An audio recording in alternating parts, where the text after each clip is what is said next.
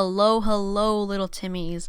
And today we are going to be talking about Allen Iverson and basically the downfall of Allen Iverson's career. He went from MVP in Philadelphia to playing in Turkey. So, yeah, let's talk about it.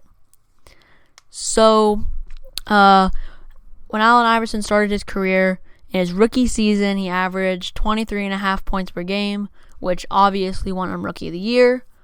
Then after that rookie season, he averaged 22 points, then went up to 26, 28, and then he averaged 31 in the 2000 to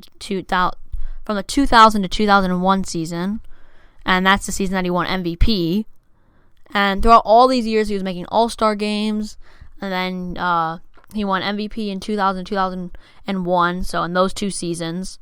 So, in those seasons, he averaged 31.1 points per game, 2.5 steals, which won him steals championship. And he has 3 of those when he averaged 2.5 steals, 2.8 steals, and 2.7 steals. And in both of his MVP seasons, he was a scoring champ. And then he also won a scoring champ in his third season, but he only averaged 26 points a game, which is kind of surprising because normally you have to average a lot of points to be a scoring champ. But he had his 2 MVP seasons, 5 assists, 4 rebounds, and then that was the year that he went to the finals with the Sixers, which would ultimately be the peak, which was when he made it to the finals, and that was like the height of his career. Was he was winning MVPs, he went to the finals, and then he kind of was at his peak where he was averaging 30 points a game, which is really good, but his team wasn't really making it to the finals anymore. They were going to conference finals. They were still a really good team. They were a contender, and then eventually his numbers started dropping, and then Philly in the 2006-2007 season traded him to Denver. And then on Denver, he averaged 24 points while there, but it was like the mid-season trade. And then he was on Denver for 2 seasons. And then after that, Denver traded him to Detroit. But by then, he wasn't really that good. In Detroit, he averaged 17 points. He stayed in Detroit for 1 season. And then he got traded to Memphis. And then in Memphis, he averaged 12 points. And then in his last season, the 2009-2010 season, he got traded back to the Sixers, which is like his final season in the NBA type of season. And then he played with the Sixers, and he averaged 13 points, 4 assists, and 3 rebounds. So, backup point guard, that's not that bad of stats, but he couldn't really shoot the 3, so that was kind of part of his downfall, as he couldn't shoot. But all in all, Allen Iverson had a good career. He got off really strong because in his rookie season, he was already averaging 23 points and 7 assists, which was one of his best seasons because of the assists and stuff. But that was just his first season, so he won Rookie of the Year then. But Allen Iverson, only 6 feet tall. He was just a short, quick guard.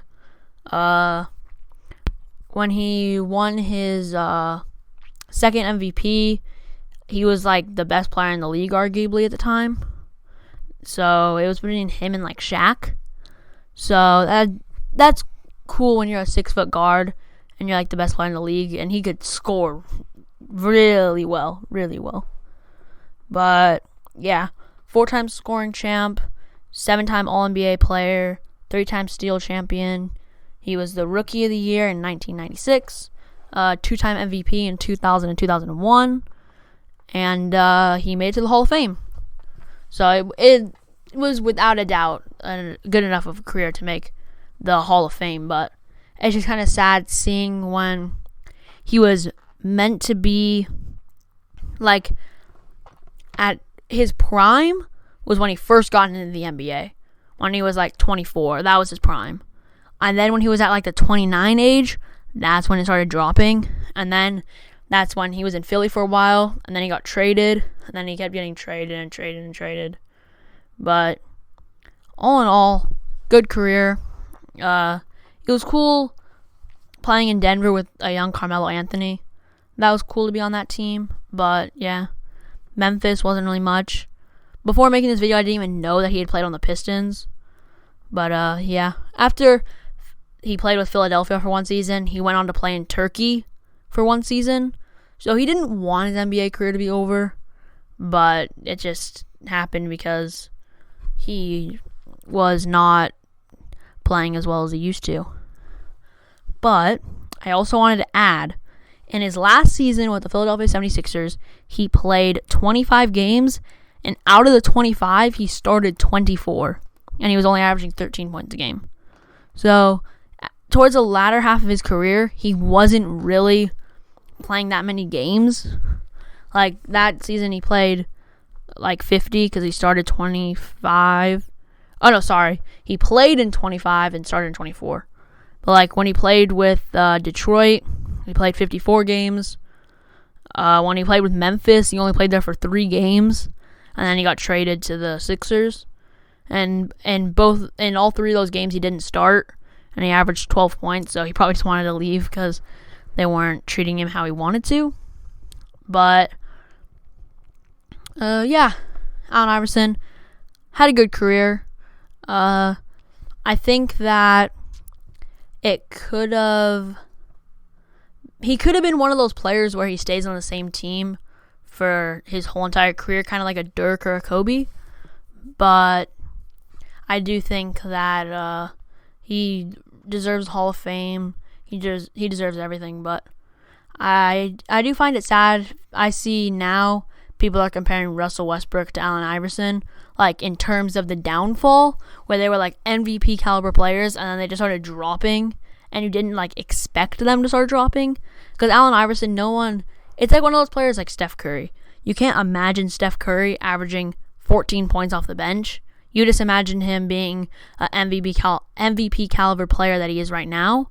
So then when that person's in that 15 point per game scorer role, you're like, oh dang, this person sucks. You know what I mean?